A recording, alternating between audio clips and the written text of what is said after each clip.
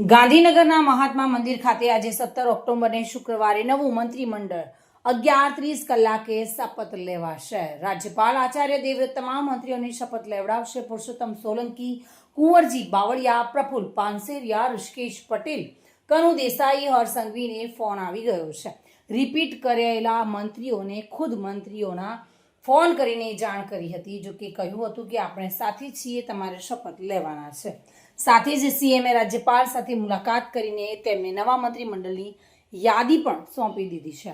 નવા મંત્રીઓમાં કાંતિ અમૃત્યા, કૌશિક વેકરિયા, અર્જુન મોઢવાડિયા, જીતુ વાઘાણી, રીવાબા જાડેજા, જયરામ ગામિતને ફોન આવી ગયા છે। જો કે નવા મંત્રીઓને પ્રદેશ પ્રમુખ જગદીશ વિશ્વકર્મા ફોન કરીને જાણ કરી રહ્યા છે। ઉલ્લેખનીય છે કે નવું મંત્રીમંડળ પૂર્ણ કદનું 27 સભ્યોનું હોય તેવી શક્યતા જોવાઈ રહી છે। ગઈકાલે મુખ્યમંત્રી અને રાજ્યપાલની મુલાકાત છેલ્લી ઘડીએ રદ થઈ હતી। જો કે આ મુલાકાત આજે સવારે 9 વાગે થઈ છે। મુખ્યમંત્રી રાજ્યપાલને જૂના મંત્રીમંડળના રાજીનામા આપશે અને નવા મંત્રીઓ અંગેની માહિતી પણ આપશે।